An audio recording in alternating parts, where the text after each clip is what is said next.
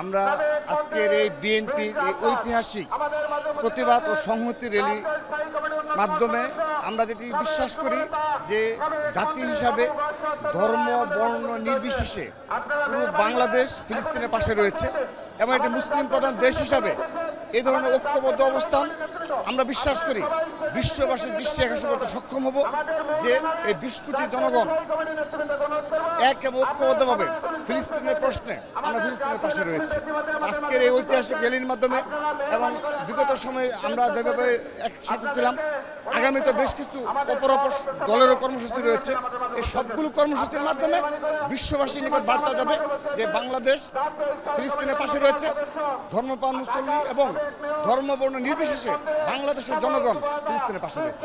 সঙ্গে রয়েছেন ছাত্রদলের সাধারণ সম্পাদক নাসিরউদ্দিন নাসির। গতকাল আপনারাও নিজেরাও একটি র্যালি করেছেন, আপনারা নিজেরাও একটি অবস্থান কর্মসূচি করছেন, বিএনপি করছে, বিএনপির সঙ্গে আপনারা সংহতি করছেন। আগামী দিনে এই ফিলিস্তিনের জনগণের জন্য ছাত্রদল বা বিএনপির পক্ষ থেকে আর কি করণীয় রয়েছে বলে আপনারা মনে করছেন? এটি ঐতিহাসিকভাবে বাংলাদেশ জাতীয়তাবাদী দলের পক্ষ থেকে ফিলিস্তিনি নাগরিকদের প্রতি যে সংহতি অথবা ফিলিস্তিনি নাগরিকদের প্রতি যে সমর্থন, এটি ঐতিহাসিকভাবে বিএনপির পক্ষ থেকে করা হয়। আপনাকে স্মরণ করে দিতে চাই 1980 সালে শহীদ প্রেসিডেন্ট জিয়াউর রহমান ফিলিস্তিনি নাগরিকদের সমর্থনে ডাক টিকিট প্রকাশ করেছিলেন। সেটি হচ্ছে আল আকসা মসজিদ, এবং আপনি জানেন যে ফিলিস্তিনি যোদ্ধাদের ছবি সংবলিত ডাক টিকিট প্রকাশ করে তিনি রাষ্ট্রীয়ভাবে ফিলিস্তিনিকে বাংলাদেশের সমর্থন জ্ঞাপন করেছেন। এবং আমাদের দলের প্রতিষ্ঠাতা শহীদ প্রেসিডেন্ট জিয়াউর রহমান তিনি নিজেও একজন মুক্তিযোদ্ধা ছিলেন। সুতরাং তিনি যারা রণাঙ্গনে যুদ্ধ করেন তাদের প্রতি যে সহমর্মিতা, এটি তিনি সবসময় প্রকাশ করেছেন এবং আমাদের দেশনেত্রী বেগম খালেদা জিয়াও করেছেন এবং আমাদের দলের ভারপ্রাপ্ত চেয়ারম্যান জনাব তারেক রহমান এটি করেছেন। আমাদের বার্তা হচ্ছে একটি স্বাধীন ফিলিস্তিনি রাষ্ট্র প্রতিষ্ঠা করার জন্য বাংলাদেশ জাতীয়তাবাদী দলের যে কয়েক বছর ধরে যে আপ্রাণ চেষ্টা, সেটি আমরা পুনর্ব্যক্ত করতে চাই এবং সন্ত্রাসী রাষ্ট্র ইসরায়েলকে একটি আন্তর্জাতিকভাবে একটি সন্ত্রাসী রাষ্ট্র হিসাবে স্বীকৃতি দিতে হবে এবং এই ইসরায়েলের যে প্রধানমন্ত্রী, সে অবৈধ প্রধানমন্ত্রী বেনিয়ামিন নেতানিয়াহুকে যে আন্তর্জাতিক আদালতে দোষী সাব্যস্ত করে বিচারের দাবি করছে এবং তার গ্রেপ্তারের দাবি করছে। এবং সার্বিকভাবে আপনারা দেখেছেন যে রমজান মাস আসলে এবং ঈদুল আজহা আসলে গত কয়েক বছর ধরে ফিলিস্তিন নাগরিকদের উপর যে হামলার মাত্রাটি আসলে অনেক বেশি বেড়ে যায় এবং এবারও আপনি দেখেছেন এবার সবচেয়ে বেশি ভিকটিম হয়েছে নারী এবং শিশুরা।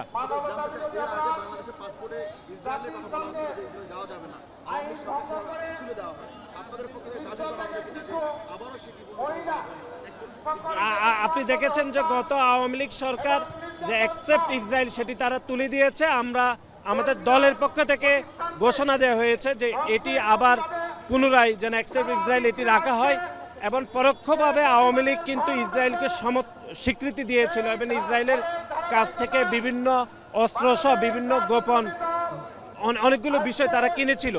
সুতরাং আমরা মনে করি যে এটি পুনরায় আবার ফিরে আনা উচিত এবং ইসরায়েলের সাথে বাংলাদেশের যে একটি সম্পর্ক তৈরি করেছে আওয়ামী লীগ সরকার, সেটি বিচ্ছিন্ন করা উচিত বলে আমরা মনে করি। বলছিলেন ছাত্রদলের সাধারণ সম্পাদক। বাংলাদেশ সরকার তো রাষ্ট্রীয়ভাবে অনেক কিছুই করতে পারে, আর যেখানে ডক্টর ইউনূসের মতো একজন বর্তমানে সরকার প্রধান আছেন, তিনি আমি মনে করি বিগত দিন থেকে আরও বেশি কিছু করতে পারে। তাই আমরা আজকের এই র্যালিতে বলবো বাংলাদেশ সরকার যেন আরও তরুণদের, যেহেতু উনি একজন নোবেল বিজয়ী, ওনার একটা কথা কিন্তু আমার মতো মানুষের কোটি কোটি কথার সমান।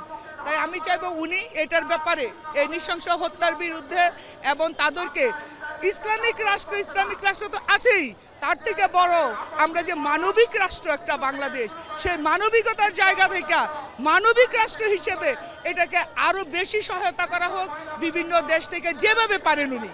আজকে ফিলিস্তিনের যে ঘটনা ইসরায়েলি বর্বর বাহিনী ঘটিয়েছে তার তীব্র নিন্দা জানাচ্ছি এবং আমি মুসলিম সম্প্রদায়ের প্রতি উদাত্ত আহ্বান জানাবো, আসুন আমরা সমগ্র পৃথিবীর মুসলমানরা এক হয়ে ইসরায়েলি বর্বর বাহিনীর বিরুদ্ধে রুখে দাঁড়াই এবং তাদের পণ্য বয়কট করি, তাদের সাথে সব কিছু সম্পর্ক ছিন্ন করি। মুসলিম দেশগুলি বিশাল সমৃদ্ধশালী একটা দেশ সারা বিশ্বে। আমরা যদি ঐক্য থাকতাম তাহলে আসলে এই আক্রমণগুলি হতো না। আপনারা জানেন আমাদের মহানবী হযরত মুহাম্মদ সাল্লাল্লাহু আলাইহি সাল্লাম মানবতার বিরুদ্ধে সব সময় যুদ্ধ করে গেছেন এবং মানবতার প্রতিষ্ঠা কিন্তু 1400 বছর আগে সেই মানবতা প্রতিষ্ঠা করেছেন। আজকে কিন্তু মানবতা নাই। আমাদের জাতীয়তাবাদী দল বিএনপির পক্ষ থেকে যে আজকে প্রতিবাদ এবং সংহতি র্যালি করতে গেছে, এখন এটা আমাদের যে ইসরায়েলি পণ্যগুলি বয়কট করতে হবে। এই ইসরায়েলি পণ্য ধারা এগুলি যদি বয়কট করে এইগুলি লাভ করে তারা কিন্তু আমাদের উপরে এই বোমা বিস্ফোরণ করতেছে। আমাদের ইসরায়েলি আমাদের প্রতিবাদ তো এর চেয়ে বেশি কিছু করার নাই। ইসরায়েলি পণ্যগুলি বয়কট করতে হবে এবং অন্তর্বর্তীকালীন সরকারকে বলবো যে আমাদের যদি কিছু সৈন্য আছে আমাদের আল-আকসা রক্ষা করার জন্য যে সৈন্য পাঠায় এবং তার সেটা প্রতিবাদ হবে।